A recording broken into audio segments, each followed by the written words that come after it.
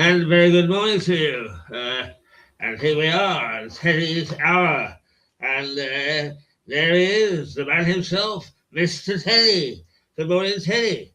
Morning, Keith. How you doing? All right. I came from awake last night.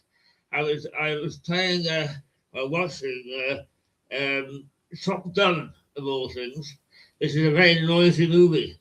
And I didn't realise that the sound was going right throughout the building. Sound travelled, Keith, it does, especially in these places. Just like the airplanes. Indeed, without doubt. So there you are, he's a bit baggy irons for you. Yeah. Morning, all. Anyway, morning, viewers. It's your hour, my boy. Right, lovely. Right, well, weather-wise, firstly, the best weather in the Europe over the next week is the Canary Islands, where it's sunny throughout the week. If you're in places like Greece, then it's the opposite. So also Thailand, where Nora lives, where my boy lives. Again, that's nice and bright in Asia, so they're in for a good week. And of course, over here, well, we've got about 12 degrees, but a fairly dry week in the south of England, with more rain the further north you go. Right. That's the weather. So we don't need an umbrella down here. No. So, but wonderful. And over Easter, of course, Easter coming up this weekend is again the same. It's about 12 to 14 degrees where you are in the United Kingdom, really. Right. So if you had any plans like I did for an Easter meal on the patio, it's not a worthwhile plan unless we get a sudden heat wave that no one knows about. So, right. So where are we having lunch? We're having lunch at we are having lunch in Sunday, my in my place. Yes, yeah. on Easter Monday. On Easter Monday. Because now Easter Sunday, I've been asked to do a gentleman's 90th birthday. Oh, right. DJ right. for him. So right. I shall be. We switched our dining arrangements. It did. So it went from Friday to Sunday and now to Monday. Right. Okay. So yes. What time? Don't know. 2 o'clock. 2 o'clock is. Yeah, right. 2 o'clock. Okay. Time for a pint ahead of time. Oh yes, definitely, definitely. All right. Pub of the week this week again. It is the pub of the week this week is the West Quay in on Brighton Marina. Oh. Outdoors, overlooking all the boats in the marina, and really is the best beer garden on the whole of the south coast, in my opinion. Right. Good. Again, the beer is very good. The ales are superb to die for. And very good food as well. Well, I'll tell you what, Teddy, you've stirred me. As you know, I'm disabled. And I've decided I'm not going to be disabled as far as pubs are concerned. I'm going to try and get to various pubs. Now, I've only got my scooter at the moment.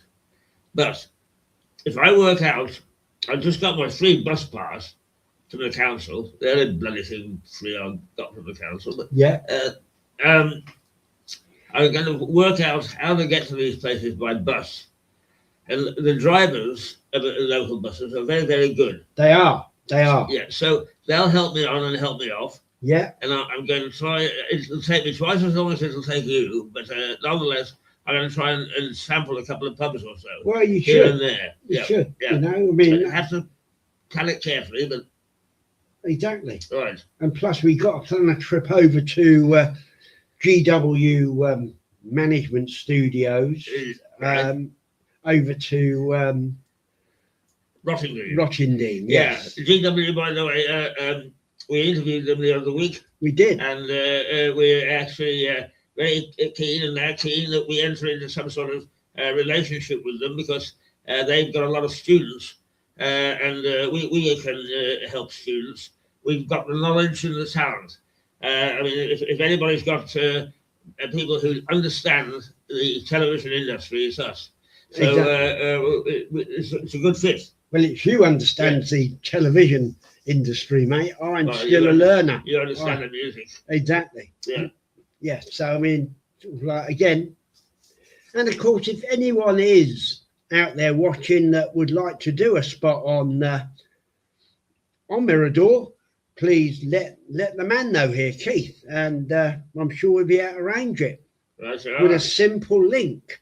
If you've got something to say, say it. Say it. Come on board and say it. Whether it's different opinions to mine, that's great. The more different opinions, the better, because we are about free speech. We're not like the government that likes free speech when it suits them, but we are a totally free speech organisation. Media. Yeah. We respect what anybody wants to say, as long as it's not extreme. Well, of course, obviously, let's murder them all. But we do not stop people because they may have a different viewpoint to us. Exactly. In fact, Teddy and I have totally different viewpoints, but we get along famously. Yeah. Because we recognise that we both mean what we say and say what we mean. Exactly. Yeah. Talking of which, at the moment, it's funnily enough, this morning I know on the from the Daily Mail front page that the government at the moment is making £20 million a day from the energy crisis that's being caused by Trumpland over the water. Oh, really? Yeah. And yet they're putting up our energy bills. And they're talking about getting rid of the 5% fuel allowance for the white van men as well. You know? Yeah. Such as I know. It's crazy, isn't it? It is. Because they've cocked up everything else. So it's cost them a fortune. Now they've got to pay for it. Well, first of all, they go to war on the pensioners. Yeah. When they come into power, getting rid of the heating allowance. But on getting rid of the heating allowance for pensioners, you know, I do think it's the one thing they didn't realise they're onto a good thing there, because in that year, it's amazing how many of the energy companies seem to find the money to pay pensioners the £200. Yeah. I noticed that there's about 3 or 4 energy companies that say we'll pay you your £200-300 as long as you stay customers. You know what? And I think if Labour persisted with that, that would have forced all the energy companies to take a similar line. Yes. So, whereas I dislike the way they did it, Labour, but they were on a good thing there, and they bottled it. Yeah. Oh, they bottle everything. I mean, you just talk about inviting people to express their point of view. This lot. Any politicians will not say boo. No, they won't. Because they offend somebody. I know. Oh, bloody well offend. Exactly. Yeah. You know what? Get cracking. So I would actually say that it would have been a good thing. You know? And they would have saved themselves some money. But then after the pensioners, they reneged on that and gave us our £200 allowance back every year, or £300, whatever, if you're over 80, then they decide to take on the farmers. And with the inheritance tax. Yes. And again, they've still not reneged on that. They're because they dislike business, this lot. They really do. They do. Yeah. They really dislike business. And I see, again, over the weekend, Starmer's come out and said he wants businesses to work with them to tackle the high increase in fuel taxes. You know, as if businesses, if I was still in business, I wouldn't trust the Labour government. No, to be fair with a business, no, they're anti-business, if anything. Yeah, they really are.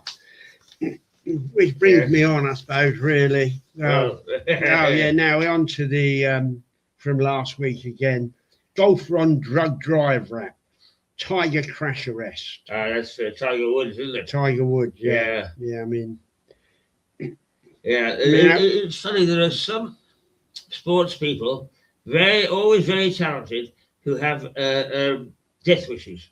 George Best was one. he was. Yeah.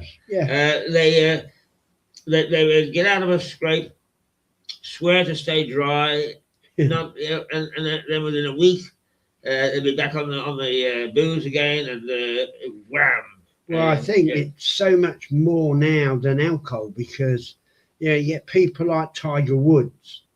He must have been an American icon. Yes, absolutely. Well. And to go that way and put yourself and your family at risk.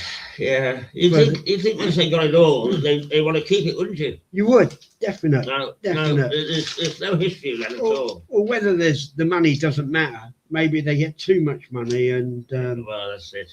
And on the inside page here, Russia's run of the channel. Russia are sending their boats through throughout the English Channel. Sort of like. I guess we can't stop them, can we? Well, no. I mean, and that brings me up into one of the funniest. It's not really funny, but one of the funniest headlines I saw last week was this. Here we go. I'll put it up now. There we go. What does it say? Royal Navy forced to borrow warship from Germany. Oh, right. Because we're leading the manoeuvres. We're leading the manoeuvres in the North Sea or somewhere for NATO. And we're leading the manoeuvres with a borrowed warship from Germany. Yeah. How can we go from having the finest army in the world, armed forces in the world, to being the joke? Well, I don't know. know. It's in a short period of time. Yeah, I know. And it's not just Labour. You can't just blame Labour. Well, this has been happening over the last 10, 15 years. Well, I was going to say, actually, this started under the Tories. Yeah. Under the Tories. It's like they become so blasé about being attacked by someone like Russia. Because Russia, I read a report last week that Russia, someone said Russia are about 15 years away from launching an attack on a NATO country. Yeah. It'll be us. Yeah. Because there will be no, there will be no defence from us because we haven't got defence, have we? Can I just throw in a red herring for a moment about Russia? Yeah. Because I said to you last week, we were talking about people that I'd trained and so on. Exactly. And I mentioned Sophie Shevardnadze to you. Yeah. And Edward's granddaughter, the leading politician. And during the week, her photograph came up. So I sent a little note and I said, Sophie, it's lovely to see you. You're as beautiful as ever and you're aging gracefully and so on. And I got a lovely note back saying, oh, Keith, you're watching me. So there you are, you see. It just shows you the international nature, both of media and of Mirador. It does. Yeah, I mean, you know what? But this for me is the most damning. It shows exactly where Britain is in the world for defence. Yeah.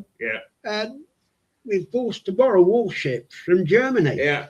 I mean, we're actually just a little comedy unit at the moment. Well, we are. Yeah. You know what? And if I was Putin, I'd be looking at this thing. I'm not going to launch a takeover of that country. It's making a bigger mess of it itself. Yes. And probably Starmer would probably, if Putin rang him, he'd probably say, "Okay, I surrender." Yes. Oh, absolutely. And let me run it on your behalf. Yeah.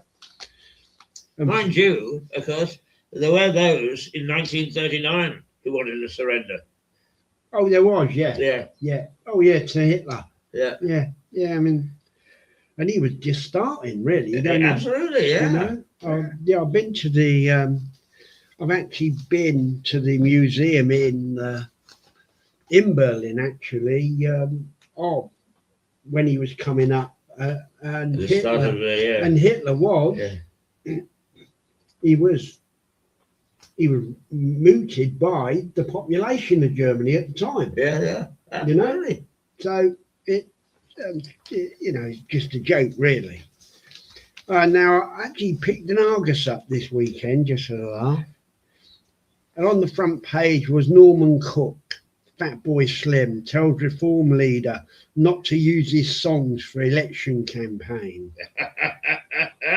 Yeah. They get precious, don't they? They get precious. You know what? I mean, sort of like, what difference does it make? Exactly. You know, a Fatboy Slim. Don't if you don't want your songs used, don't put them out there into the public. Exactly. Yeah. Fatboy Slim appalled his song was played at a Reform UK rally. Well, that's tough titty, isn't it, really? Yeah. That is tough. Absolutely. And I'm amazed at the Argos, which is not a bad paper all in all. I'm amazed at it for leading with something as trivial as that. Well, I'm not. I'm not, to be honest with you. I'm not, to be honest. And then on the back page, Sussex Cricket on the hunt for sponsors. Well, they should be as well, because Mark West of Sussex County Cricket Club is in charge now, as the CEO and Chief Executive Officer.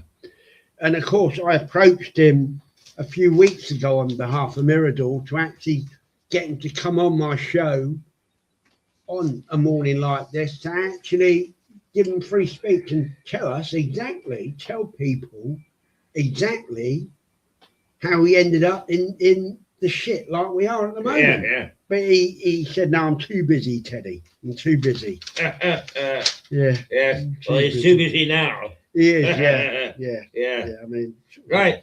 Now here is a moral question. Yeah. Supposing he lifted the phone this morning and he said, Teddy, I'm ready to come on your show, what would you say? I'd say, right, well, send you the link now. Right. That's what I'd say. Right, okay. Personally. Yeah.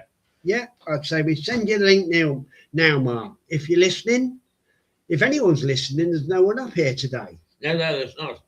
But then is the pattern is I didn't do it this morning because I was actually creating a spoof for tomorrow. An April Fool. Oh, right. Yeah. Right. I don't want to say too much because I'll slip my hand. But what the pattern seems to be is that between 7 and 9, that's when people come on, because they know that it's not formal, and that if they but they're not here today. No, but because we're formal, we're what I call formal. In other words, it's Teddy and Keith. Oh, right. So they tend not to want to interrupt. Were they? When we're just sitting here chewing the fat, then they come on. Oh, right. Yeah. Well, you know, I expect my watchers to come on and get involved in the conversation. Right. Well, I mean, actually, one of the things that you and I, when you've got a moment, because you're a very busy man, but when you've got a moment, we've got to sit down, and one of the things we have to talk about is we do, because of my illness, we sort of eased off a little bit. We've got to go back to make people aware that we're back on full cylinders, and that we're here, that they can watch us, that they can join us, they can get involved with us, they can do all sorts of things. And you must hang on.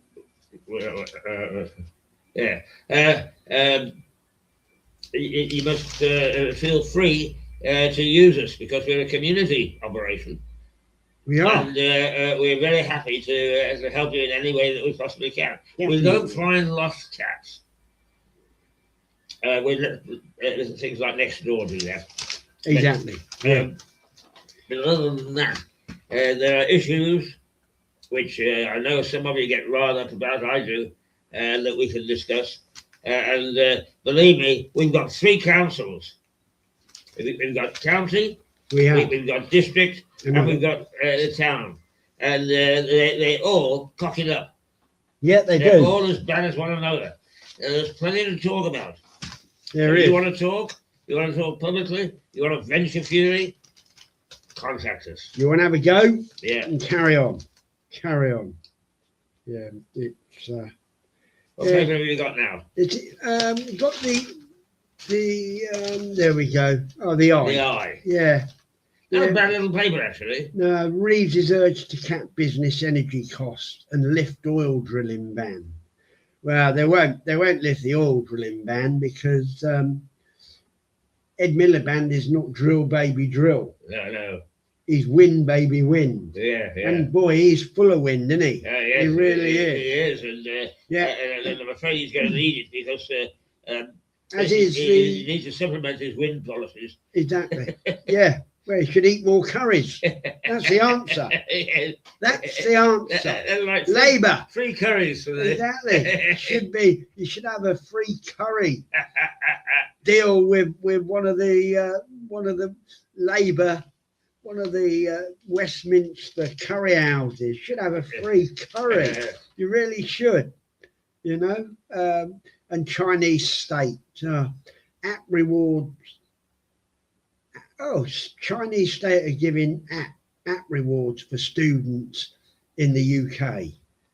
Oh. Yeah, probably asking them to spy. Yes, what are they rewarding them for? Yeah. Oh, and here we go. New powers for UK forces target Putin's shadow fleet.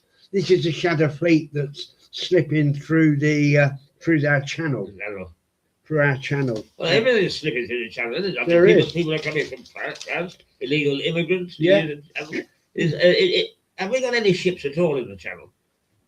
You know what? From what I've looked, and you know what? We are literally navalless. Yeah. I think we are. I think, you know what? Now, I know we have some frigates, but Christ knows where all the frigates are. Have we got any carriers? You've got a couple of carriers. Have we? But I think they're have we got any airplanes for them? Yes. Yeah, we have. You know, sort of like, but we're now, from what I can move out on the internet, we're now manufacturing drones, and that is about our. Maybe that is because we won't have an army, so we're sending out armies of drones to, you know. Well, it's the way the future wars are going to be fought. Yeah, I guess so, really. Yeah. But the fact is that, and also, no one wants to join our armies now. No, we don't blame them. You know? Yeah. That's the thing. I mean, if there's any young people out there, I'd be interested to know, would you, if you were called up, go to war for the country? There's been so many cases of bullying and interference and that sort of stuff. Yeah, that's always gone on in the army. And to be fair, I mean, and growing up, it used to go on at school when I was growing up, and I could have joined the army myself, but I turned it down. I said, I'll stick with me DJing, Dad. And he said, we'll never make a living out of that. You should join the army like I did. And you know what? But believe you me, when we were going to school, like, I'm sure it's the same in your time. You know, bullies were far more prevalent then. Oh, absolutely. But my old man said to me, first time I got bullied, he said, well, they're bullying your brother and sister as well. Could you keep an eye on them? So I said, what should I do? Hit them. And the next day I broke this kid's nose. Oh, yeah. And no one in the school ever came near me again. Yeah. You know? Yeah. Or my brother or my sister. Yeah. And the headmaster came round. He said, well, I told him to hit him. And I said, I'd have hit him. Yeah. So he said, don't you tell me to tell my lad not to hit. I said, because you won't control them, so he will. Yeah. I said, well, we found out. I said, and I said, well, that's all right. Send the mum and dad round. I'll sort the dad out as well. And that was my dad's view. You know, sort of like, and again, if there's any youngsters on there listening, do you still get school bullying? Again, tell me. Yes, I'm sure it still goes on. Yeah, I'm sure it does. But if you do, tell me. And the thing is, there's so much peer pressure nowadays, isn't there? There is, yeah. Have you got the latest phone? No? Oh, well, you're on the outside, you know? Exactly, yeah. Things that really don't matter, but kids make sure that they do. Well, I can't believe they're still allowed to use phones in schools. No. Actually, Kit Wood, our education man, says it's a real problem. Is it? Yeah. I would imagine it is, especially if schools don't stop it. But he said you can try and stop it, but kids are kids, and they find ways around it, you know. And if they're using it illegally, that's 10 times worse than using it. Yeah, well, yeah. I mean, there is. I can see the argument in that. To be honest, I mean, sort of like, and I suppose you're far better off persuading them rather than telling them. Yeah. And again, my view, Ian Dunt, Trump is a disaster for Europe's far right. Populist leader who worshipped him now face the consequences. Apparently, Trump is what a lowest ebb in the polls, isn't he? Yes, he's not doing it at all well. He's not doing it at all well. Then again, most presidents are that way, aren't they? Yeah, they are. I mean, you've got to look at midterm. Yeah, well, you've only got to look over here, haven't you? Yeah. At Labour, I mean, they were in favour for about a month, and then we had the Southport riots, and they started sending all the people to prison for saying stuff against the government, and after that, they're Labour on the downward spiral. Absolutely. Really, to be honest. Yeah, and the handling of the economy.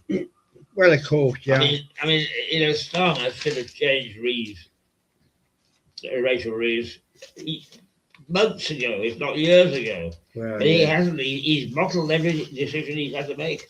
Yeah, well, I will criticise Labour rather than individuals. Yeah, cover myself for liable. So, I'm sorry, but I personally think they're all a bad lot. The lot. Yes, I do too. So if the whole of the Labour Party wants to take me on in court, I'm sure they get laughed out of court.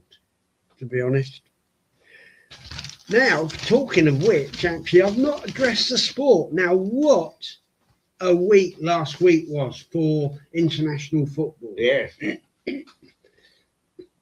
First of all, we had Northern Ireland, Republic of Ireland, and Wales in 2 days all go out of the playoffs for the World Cup next year. Now, this absolutely, I watched the Wales game and I watched highlights of the Republic and of course the Northern Ireland game, and what a shambles. Yeah. And then to boot, Scotland played Japan in a friendly and Japan beat them. And you know what? Yes, it's right, 2-1 or 1-0, wasn't it? Exactly, yeah. And you know what? And that was only a friendly. Yeah. But after, isn't it tonight? England are playing. Yeah. Japan. And after the Scotch game, even though they've already qualified under Steve Clarke, they were shouting for Steve Clarke to be out. The Scots. You know what? And as for the Welsh, I watched the game and they stopped playing after 70 minutes, and then they imploded. Then they imploded, yeah. and they lost in the cup showdown, the same as the Republic did. Northern Ireland got beat in Italy by the old lady. Yeah. But you know what? To be fair, that was a fair result. Yeah. That was a fair result. Yeah. And Michael O'Neill, of course, who managing Northern Ireland as well as Blackburn in the championship. He's not a particularly good season with them, but I like Michael O'Neill as a manager myself. Michael or Martin? Michael O'Neill. Michael. Yeah. Yeah. Martin O'Neill is still managing up in he's managing Celtic. Celtic, that's right. Yeah. So you don't get mixed up. And they're not related, by the way. They're not related. So yeah, I mean, so I feel a bit sorry for Michael O'Neill because like they have the least chance of getting through to because of the numbers of the population and the amount of players they have playing in the English game now. Yeah. But Republic of Ireland, actually, I quite like their striker, Troy Parrott. Now, he's a good striker, actually. Plays for an Italian team now, I believe. Kona or somebody.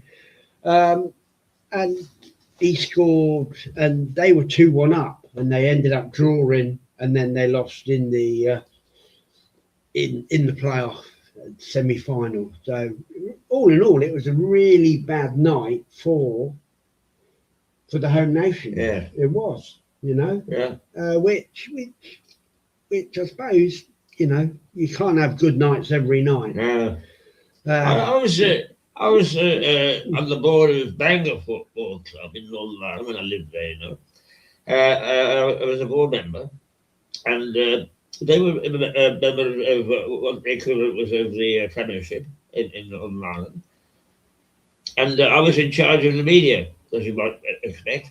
Oh, right. And it was the only press box that had beer laid on. Really? Yeah. I mean, that's how antediluvian they are, you know. And I mean, I knew most of the media, of course, and most of the press, and they say, "Oh, Jesus, we love coming to your ground." I'm saying, they must have been the most popular press box in the whole of Northern Ireland. Right. And I got the full support of the board to do it too. Well, yeah, I'd have turned up. I'd have turned up to do the reporting for the reserve games. I would. Give them a full headline. Yeah.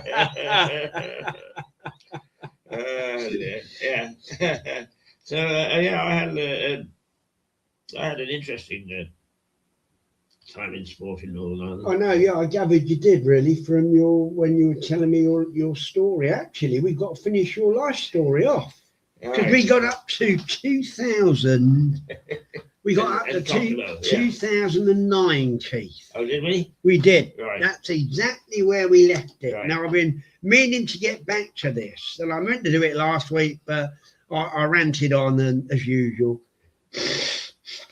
Yeah, well, I mean, you've got lots to say, and yeah. my life story will keep until you've got a slot. Well, yeah. I mean, I've just got a big mouth. That's all. There we go. So anyway, 2009, you just come back, if I remember right, from Reuters and from Russia. Russia Today. Yeah. Yeah, in fact, I think I was telling you about Gorky Park, wasn't I? You were, yes, indeed. Yes. Right across the river, it's on the Moscow River, which is an interesting river because it's very windy and loopy. Really? Yeah. So, for instance, one of the hotels I stayed at, the river was there, and if you went out and turned left, you walk down a little avenue, and the river was there. It looped around, and when you actually went on a boat, there we go.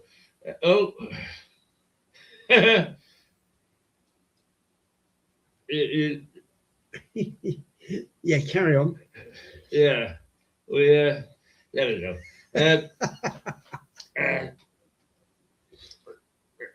So you came out of the hotel to your left. You turn left and walk down a little avenue, and you ended up on the same river, but a loop later. Oh, if right. you'd have walked around, a couple of miles, you could have followed the river. Oh, right. And then you'd be back where you started. Yes. Oh, And, right. some of my lady students took me on a Saturday afternoon ride on one of the steamers on the Moscow River on one occasion. And it was amazing that you kept on going round like that. So you had a steamer? Yeah. Literally just went very round and round. Very popular, yeah. Oh, But it's a very big river. It's a big river. I mean, it's an important river. But on the one of the places that I liked was that there was a convent which had got quite a history, because from time to time in the history of Moscow, it's been invaded a good many times, as you know. And this church, this convent, was where they would lock themselves in and defend themselves. The reason that I enjoyed it was it was right across the park from a Georgian restaurant. And Georgian restaurants are just absolutely fabulous. They really are. Georgian food. And I've only been to Georgia once. I can't say that I particularly cared for it, but then I only saw one small part of it. And the one thing I do remember is walking through a wood, and there was a tiny little church right in the middle of the wood, an Orthodox church, and a priest. Even though it was tiny, it couldn't have been any bigger than this apartment, which is not very big. And the priest sat there and waited for people to come and visit him, and they did. I mean, they knew he was there, and it was like popping over into the church. And what were they waiting for? The priest? Yeah. He was waiting for his parishioners to come. The parishioners would go through the woods.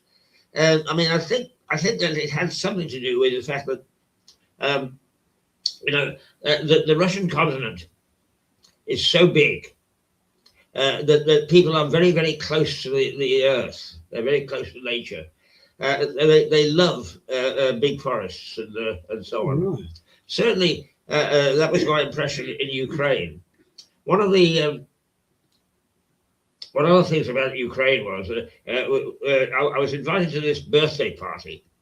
These, once again, ladies drove me to birthday party, and they said, this forest that we're going along, if you look, you'll see a little hump of the ground. And she said that was where, during the war, the partisans used to hide out when they were fighting the Germans. And that was their secret headquarters. Really? Yeah. And if you've ever watched any movies about war in Ukraine or Russia or whatever, no. They always are in the forests. I mean, it's a huge country. I think it is like something like 7 time zones in it. Really? Yeah. Where, Russia? Yeah. And it's massive. Bigger than America? Bigger than America. Yeah. Oh yeah. Much bigger. Blimey. Yeah. And they tend to be very different in nature. I mean, you'll see people who with very Asian features, and they're Russian, because they're next door to Mongolia, and the Russians who look Asian are quite common there. Right down to the Russians of Moscow, as it were. Well, they're very Western in feature, of course, and the ladies are quite beautiful. They appeal to you. I would imagine they are. But the other oddity that I remember is in Red Square, the church bells call people to church, and you can see in the steeple of this one church, right smack on Red Square, a man pedaling like crazy to ring the bells. He's got pedals, right? Oh, what? That actually... Yeah, ring the bells. And I said to my host, God, he'd break his eardrums. And they said, oh, they hire deaf people to ring the bells. Because otherwise they wouldn't be able to stand it. He must have been fit, the man. Blimey. Oh, yeah. Blimey, he really must have been fit. Blimey. Yeah, but I'm a bit of a churchgoer, as you know. So I know. I went to several churches while I was there, all Russian Orthodox, but nonetheless different types of church. And one, I went in. There were no pews. You just stood, and I stood with my hands behind my back. And this little old lady came up, and she began to give me a stick. And I didn't understand why. And then she grabbed my arms. I must not stand in the presence of God with my arms behind my back. It's disrespectful. Really? Yeah. And then another, the priests come out and out like weathermen, Yeah. They come in and out of these little doors. While they were doing that, suddenly the most beautiful ladies choir singing started.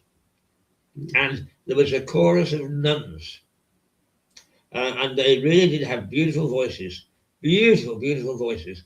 And I thought, oh my God, how do they recruit people like that? To be nuns. I mean, they were firstly nuns and secondly choristers, not the other way around. And it was just absolutely marvelous. It was absolutely marvelous. Amazing. Yeah. I mean, I can tell you many a story about churches around the world, but the Russian ones are very interesting. The other thing is, I want to say abacus, but it is that's the name that sounds like is the main tourist road off Red Square. And I found this marvelous restaurant. The food was really very good, and I used to sit there and look around me in various places, and I saw this takeaway opposite my. What the hell is it? My. I tried to figure it out.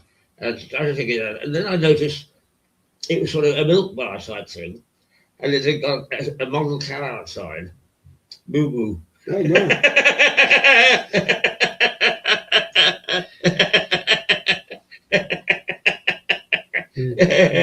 So not like the Milton Keynes one that never says anything. No.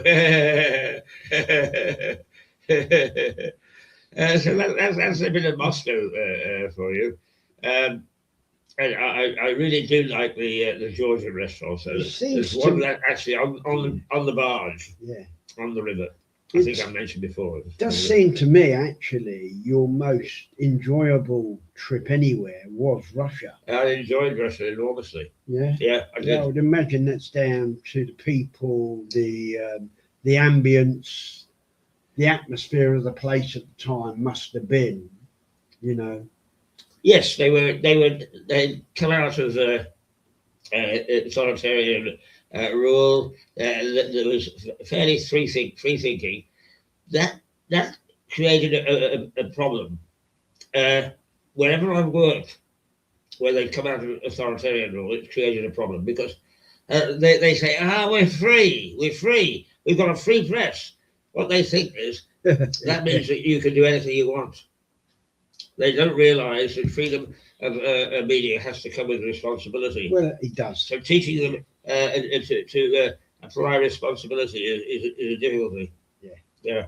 I would suggest you move over a bit because you look like you're teetering off the edge of that. I probably am. Chair. But moving my bum is not always the easiest thing. There you go. That's better. Yeah. Yeah. Well, it seems to me like your Russian experience was something that you're really glad you had. Yeah. You know. Which, Oh yes. Which is and with all the PR about Russia at the moment, people are people, no matter I think where you are really, and people are remarkably adaptable to their to the constraints that are put up in front of them. The only thing that is Teddy, that where they were entrenched about what was a legitimate viewpoint, particularly in media, it was very difficult to shake them. Well, yeah. And that what they would say is, look, your point of view depends on where you stand. Exactly. And that's very difficult to argue against. Well, exactly. And, sort of, I know talking to Marina that, she still thinks that a lot of Russia is so much better than Britain. And she says that as a visitor in. And I would never disagree because I think that people should have a freedom of expression personally. Yeah. And, I would say to her, you know what? You're probably right, but it's difficult unless you've actually experienced both sides of the coin to actually give a view, Marina.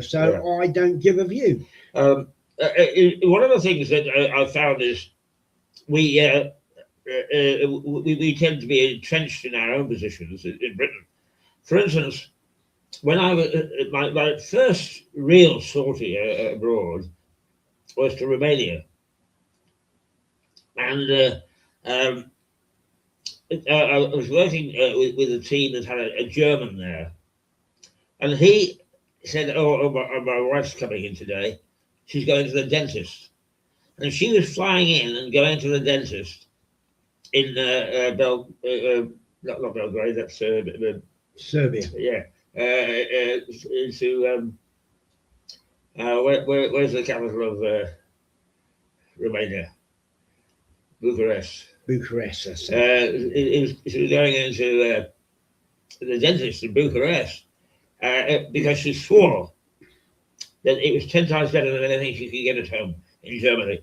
And my colleague said, actually, I've checked it out.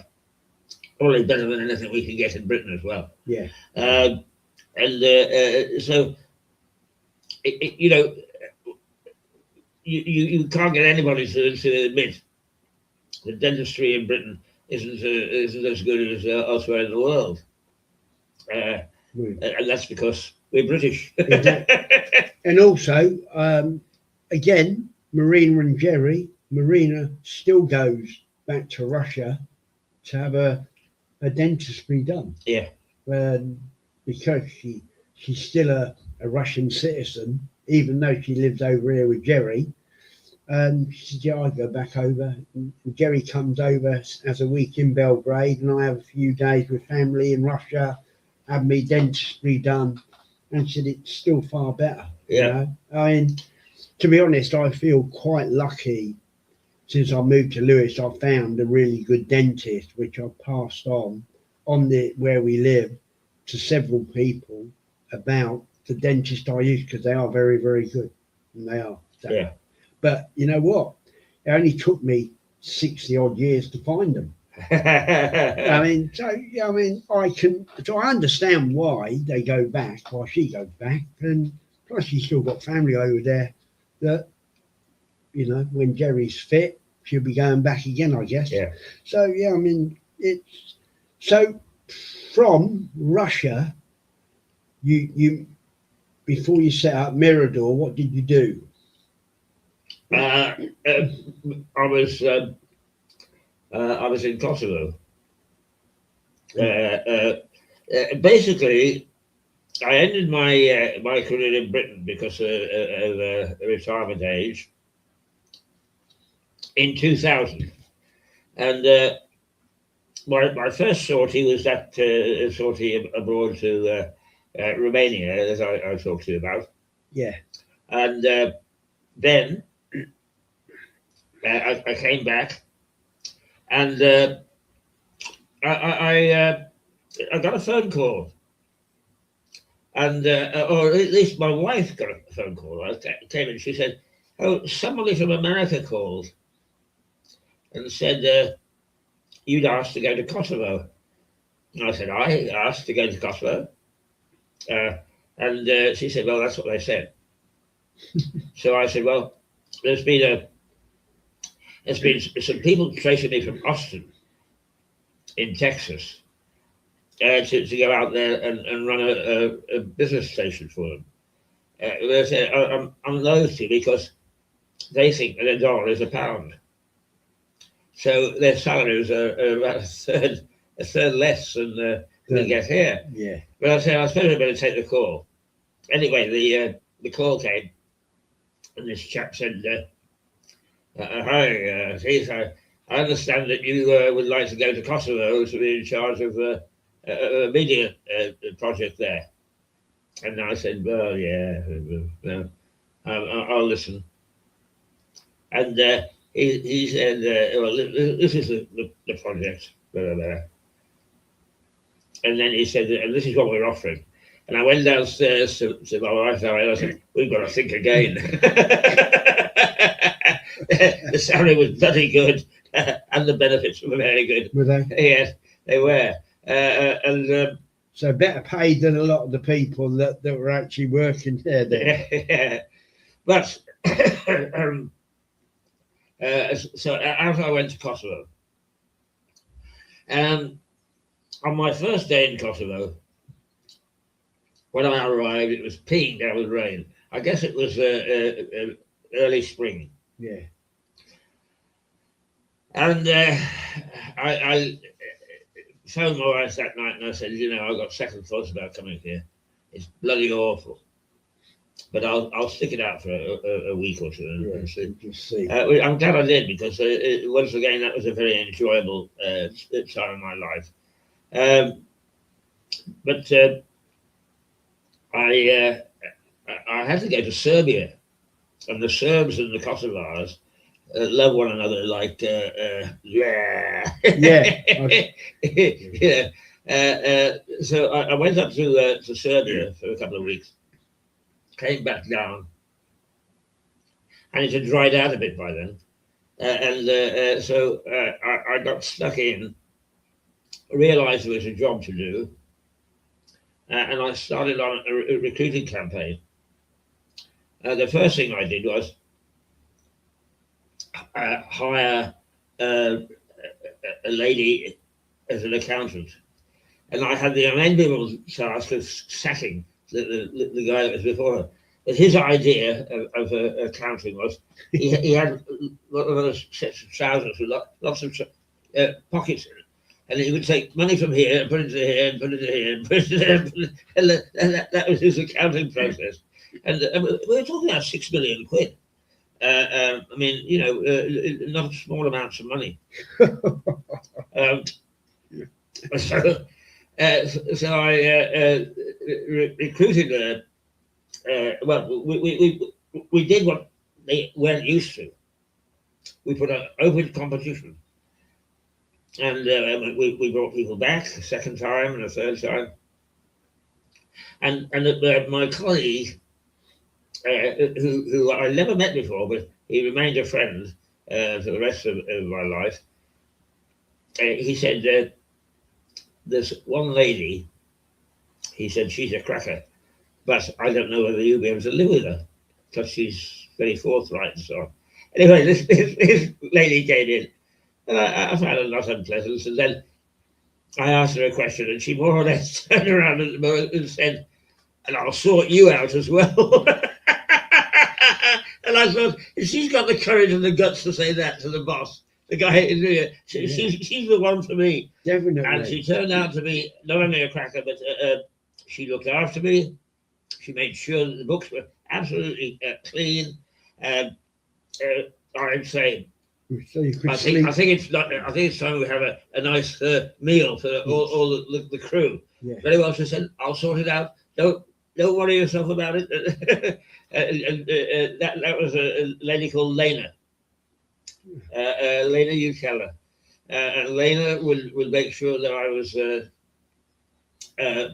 properly looked after and all the funds were in the right place. But we'd have a Monday morning meeting and she would come in and she would start to launch into all the rest of the staff. I had to calm her down. But we got the thing going. We got a good team around us. And I was always very proud because Kosovo is a male-dominated society. Women don't stand a chance. Like Serbia, I would imagine, as well. Absolutely. The Balkans, generally like that. And when I left, we had a staff of 22, and 18 of them were women. And they were crackers. They were really good. My media law advisor went on to eventually become head of the media commission there. I mean, that's how good she was.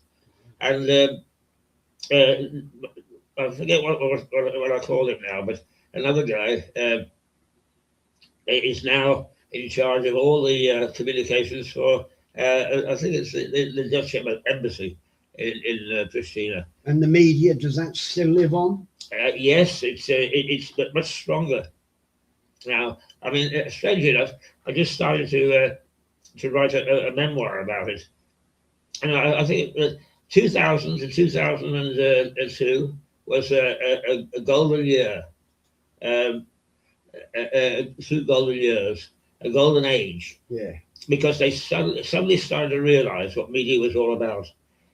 Mind you, I mean, I'm good when it comes to media, but I also had a good. My number 2, who's a Brit, was also good as well. And we recruited, and we built a team that knew what it was doing. And as a consequence, we attracted the friendship of the American ambassador and his wife, who actually came and worked for us in a very sort of way. Of General Cheku, I think I was telling you about General Cheku, and he became a strong team fan. So the whole tenor changed, and once you've got good, solid roots, you're okay. But that's the one thing with you I've noticed is that everywhere you've been, one person can't do it on their own. No. And you spotted that to make a lasting impression so that it will run on well after you passed on. Yeah. You need it's like a team sport. A really successful team builds from the bottom. In the team sport, it's a strong spine in rugby, football, cricket. You need a strong spine. So it's like the spine is the tree growing. That's right. And all the other people all coming off the branches. That's right. Yeah. You have to build. You have to build the spine. Yeah, so it is, and that's been your knack, being able to do it. Yeah. And not once, not twice, but continually through your history of all of this stuff we've been talking about over these 3 interviews. And well, next time, the next episode of this is then I moved on to Africa. Right. So we'll talk about Africa. Brilliant. Okay. Well, we're just about out of time. We are. We've been going 59 minutes. Well, actually, there is a bit on the end I want to add today because I've done I know there's probably not a lot of county cricket watchers out here, but I am a big county cricket fan of the summer sport. Now I've actually had a look through to see who's made who are going to be basically the runners and the riders in the county championship. Now, this is my last piece for today, so it's to a lot of you probably the most boring piece, but for me, I just had to cover this. So now the county cricket scene is broke down into two divisions, Division 2 and Division 1. Now, Division 2 is always the more difficult division to actually forecast. But this year, I've gone on to say I think the top 4 in county cricket this year will be, I wrote down there somewhere. I was hoping to get a friend on, but I've not been down the pub to see if he's back yet. So, and as it starts on Friday, the new season, the new county championship season, I thought I'd better do it myself. So after sitting down swatting last night, before I was rudely interrupted from upstairs. Now, Division 2. Now, this year in Division 2, the runners and riders are Derbyshire, Durham, Gloucestershire, Kent, Lancashire, Middlesex, Northamptonshire and Worcestershire. Now, Worcestershire and Durham were relegated from Division 1 last year. Now, my bold predictions this year are Division 2, it will be in I think the top 4 in Division 2 this year will be Worcestershire,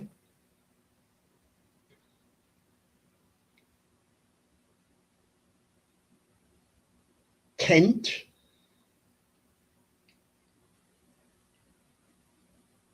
Lancashire and Durham. Right. So they actually did quite well last year, didn't they? Yeah, didn't they? And I think that Lancashire, historically a Division 1 team, with being captained now by a certain Sir James Anderson, brilliant bowler still, and he is playing at county level as he retired 3 years ago from England cricket. So I believe that Lancashire will be the winners of Division 2 this year, followed by Durham, who were a very good side and unlucky to get relegated last year, will finish second.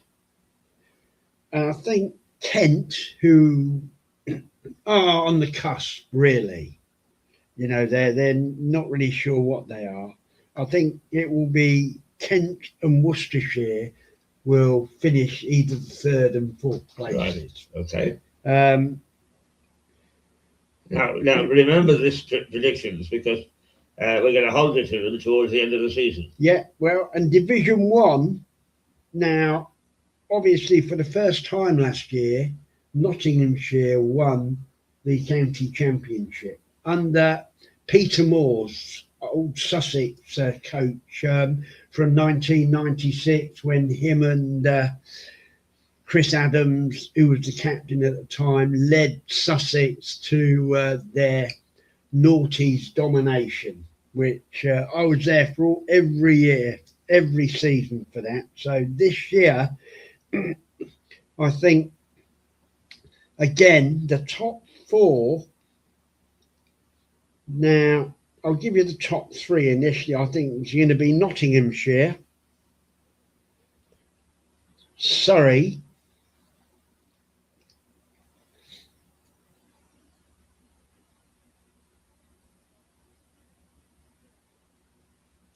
and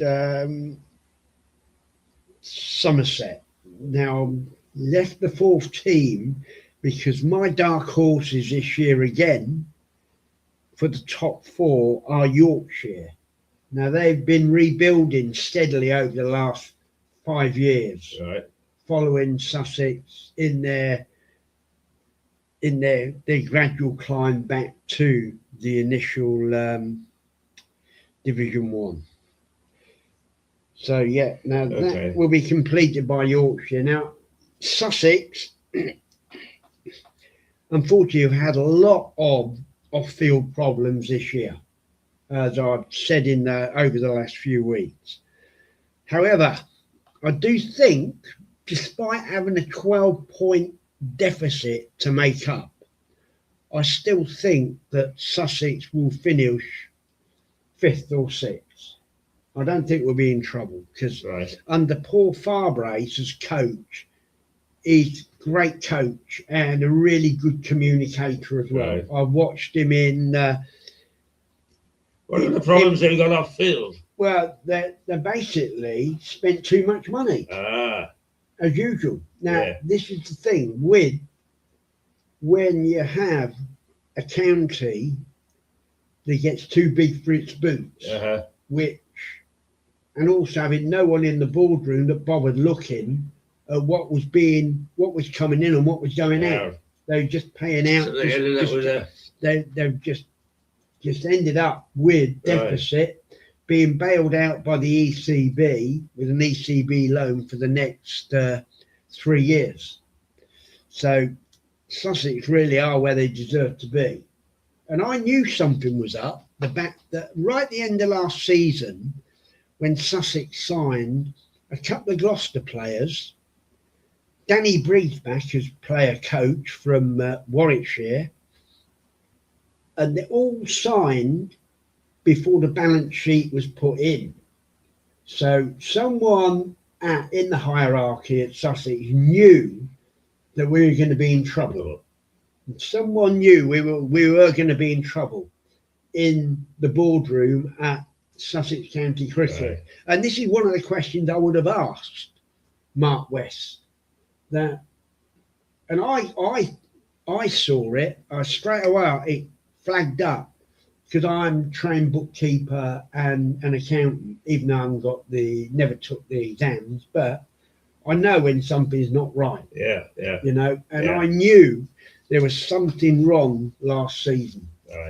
And everyone that I spoke to at Sussex, well, we didn't know. Of course you knew. Someone knew. Someone knew. So the ground got to know, haven't they? Yeah. And you know